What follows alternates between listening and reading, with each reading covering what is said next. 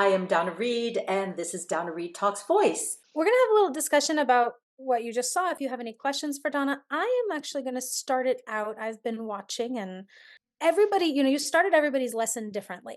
How do you determine how you're going to start a lesson? I usually have to say that I just rely on instinct and whatever pops into my head, you know, I just, say, yeah, I think I'll do that. And I almost always start with the breathing, but sometimes I say, what, no, I'm not going to do that right now. Nice. No, Nice. and then if it's a not efficient start, I don't want to say bad, but then I'll say, I shouldn't have started that way. I'll do something else. Yeah. Is there something that makes you decide specifically not to go with breathing? Whether it be the person or what's going on with them or something like Yeah, that? that could be it. It could be that I know that they overbreathe. I know that maybe the air gets pushed too hard. And so I say, you know what, let's just not worry about that. Yeah. One of the things that I always notice, in Gabbi, since you were on a few episodes, a few seasons ago, and you take the most luxurious time with your breath. Yes. And I had never even considered taking a luxurious time with my breath before. And the first time that I saw you do it, every time I breathe now at Donna's at a lesson, I'm like, I'm going to be more like Gabbi and maybe take my time when I breathe instead of being like, there I breathed, Donna. I have There. a student who absolutely does that. I say, okay, do the inhale, and he literally is like, I'm like, slow it down, Flap your slow it wings. down, slow it down. Yeah. Oh my gosh. I definitely wish I breathed first because I was getting I so usually, kind I of almost stressed always, out about getting all the audio and doing a new laptop or whatever. So I was like, man, and then we started to move. I'm like, oh no, we didn't breathe.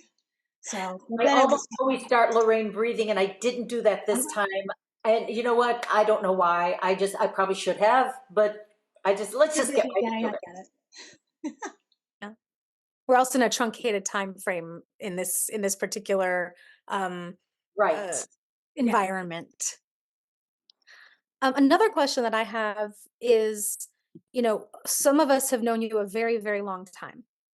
And, one thing that Diane had mentioned in her lesson when she was talking about, just her voice and the struggles you've been having, one of the things you said, Diane, was, I'm getting older and that's not helping. But Donna, what do you think about that and like maintaining your vocal health and your vocal sound throughout your life? I'm going to quote Cornelius as I always do. He said, as long as your health is good, then you should just be able to sing forever. So it's how the muscles are coordinating. If you're not abusing them or, uh, singing repertoire you shouldn't be singing, and if you just keep exercising them, like anything, like getting older in general, if, you start from the age of 40 to the age of 60, just sitting on your couch watching TV, well, guess what? You're going to get up and say, oh, my aching bones. Right. You're not going to be able to run a marathon Exactly. or even a 5K. Correct. And there are people who, professional singers, Barbara Cook, she sang until what, 80, whatever. I could name classical people, Mirella Freni, or Pavarotti himself. It just, there are people who use their voices well, and they just sing, well into their upper years. But if you're not singing well, and you abuse the voice, or again, if there are health issues, if you, for whatever reason, that might compromise it a little bit. But in general, you should be able to just maintain it. Now, Yeah. what happens is that when you're younger, I'm going to quote Cornelius again. He would say to his students, you're young and strong now, but you're not always going to be young and strong. So you can't sing with force, you have to sing with skill.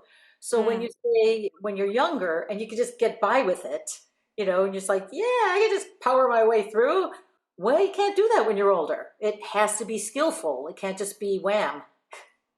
Yeah. So it's almost like like everything with always, right? Like if you're young and you're sitting on your couch and not doing anything, it's going to be hard to do something that's physically strenuous, and the same with the voice, right? It's still a muscle set. Yes, correct. Correct. So look at it athletically. Yeah. Gabbi, how were you in your shows? Like, did you have to mind your voice? Did you have to, 2 years of doing shows straight through, and you guys were you doing multiple shows a night also? Yeah, we would, every show day was a 2 show day every single day. So, you're belting 2 shows a night for 2 years, or 2 shows, whatever, 2 shows every show night, for years. On your nights off, were you mindful? Like, did you have to really think about it, or were you like just raring to go? I would definitely have to think about it, and I really would hear Donna's voice like in my head. Like I figured out how to pace out the song. I feel like when I first started going, I was just like going, going, going, and then I was like, this is not sustainable. So I figured out like where I can like mix, where I can use my head voice, where I can use like a chesty mix, and all these things. And then eventually, like I became known as one of the most consistent people vocally to play that role. So it didn't matter how I was feeling physically. I always was able to get through, even if I was like sick as a dog.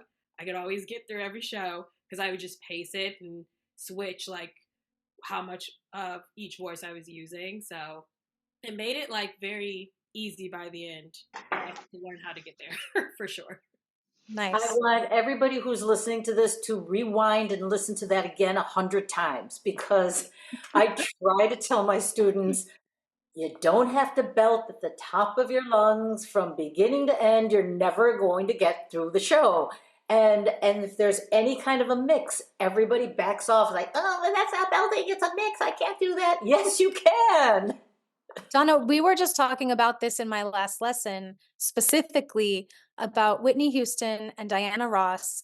And if you listen to Whitney Houston and Diana Ross, they are flipping and flopping up into their head voice, into the mix, down in the bottom, laying back for the low notes. If you listen to I Will Always Love You, Whitney Houston's version of I Will Always Love You, she's down in the basement, up in the tippy top, and she's not belting the whole thing. You think she is because she belts twice.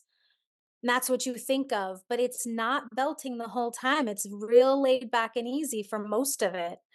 And it's, we have to, as aspiring performers, think about pacing ourselves and making sure that what we are offering is sustainable and can, and is pleasing to the ear also.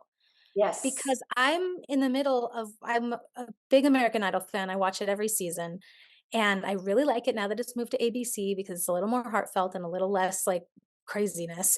And so this season, I'm actually not watching it often because they're just and I'm like, ugh.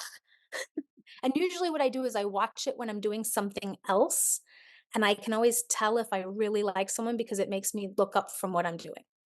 Yes. I haven't looked up once this season. There you go. There you go. But that point is really important. I'm glad you brought up Whitney Houston, Diana Ross.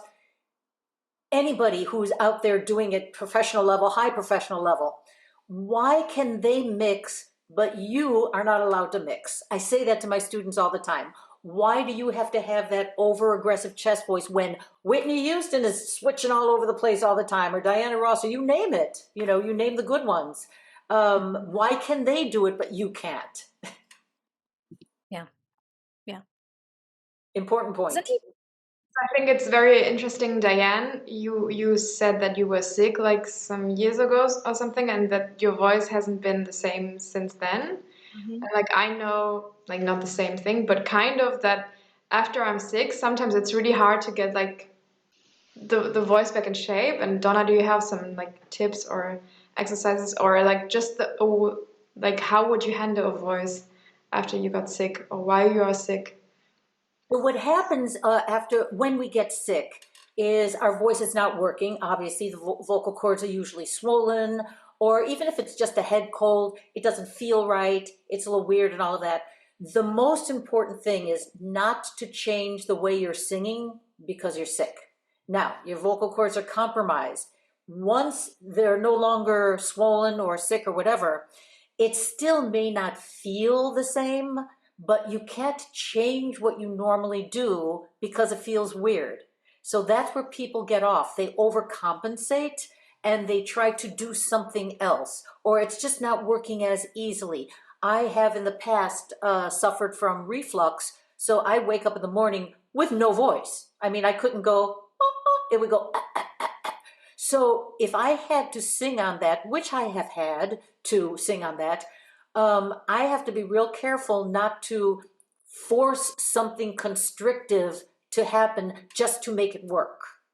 So it's really tough because we have to be very disciplined in that, not singing too soon after you're sick, and then just kind of easing in and not trying to make the pre-sick voice happen immediately. So you just have to kind of ease your way back into it. Yeah, thank you. That really helps. Like the idea of not overcompensate and to not change the way you're singing usually is, I think, a big help. Because it'll sound weird to you and it'll feel weird, but you can't change that. You can't change what you're doing because of that. I remember that in before I started studying with Donna regularly in 2019, my previous voice teacher wasn't able to teach anymore due to health reasons and stuff. So I couldn't always get down to the city. So maybe once a month or something, but finally like a start with Donna. And I got laryngitis. I'm like, oh my gosh, what am I going to do? I'm just going to show up anyway. She'll be able to figure it out because I was just there was nothing coming out. And she, like I said in my voice lesson, she got water out of a rock and it felt good as it could considering. And I just went anyway because she's always saying, like she just said now, just sing like you would normally sing. So there you go. Yay, Donna. Donna, can you share a success story of a student who initially struggled but later excelled? Yes, actually, I had a student who had a hard time singing in tune. And most people will say, oh, well, it's just your ear, you have a problem. Not really. A lot of singing out of tune is a register balance issue. If there's too much chest voice, it'll go under the pitch. If you're pushing too much air through the vocal cords, it'll go over the pitch. So there can be technical reasons. And he studied so hard. I mean, he was consistent. He came to lessons. He worked really hard. And this maybe, I'm saying maybe it was like 20 years ago because time flies. He's still performing. He's out there. He was hired professionally. He's a singer-songwriter.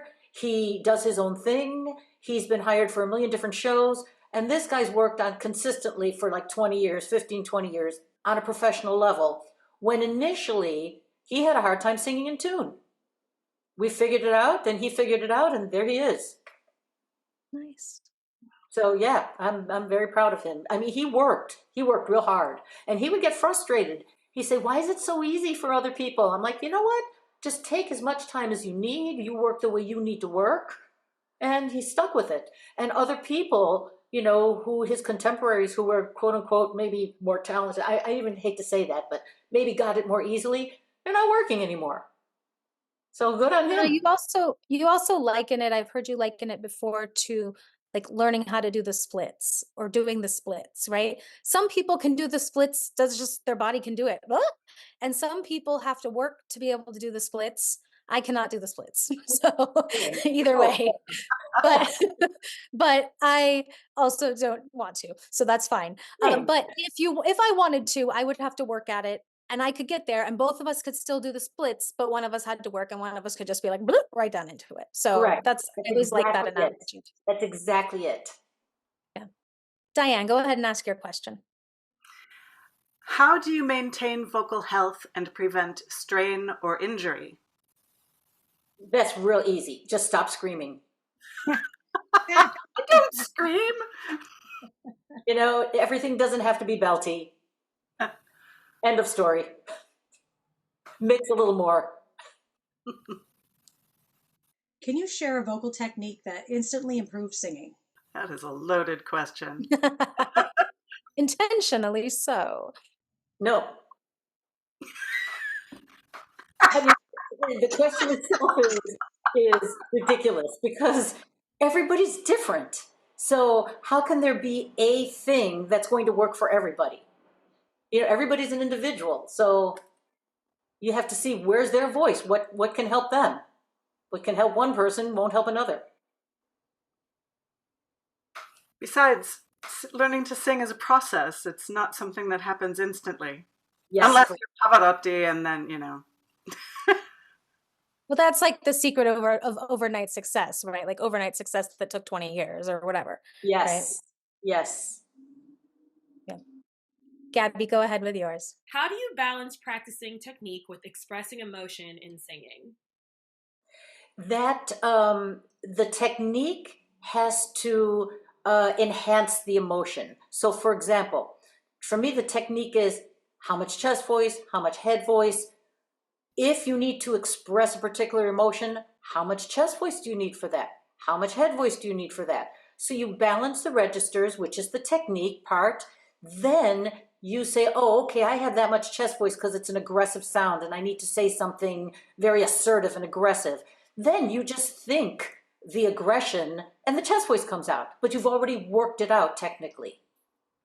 Can you demonstrate a vocal warm-up that anyone can do before singing? No. Again, let's say I come up with the perfect exercise, right?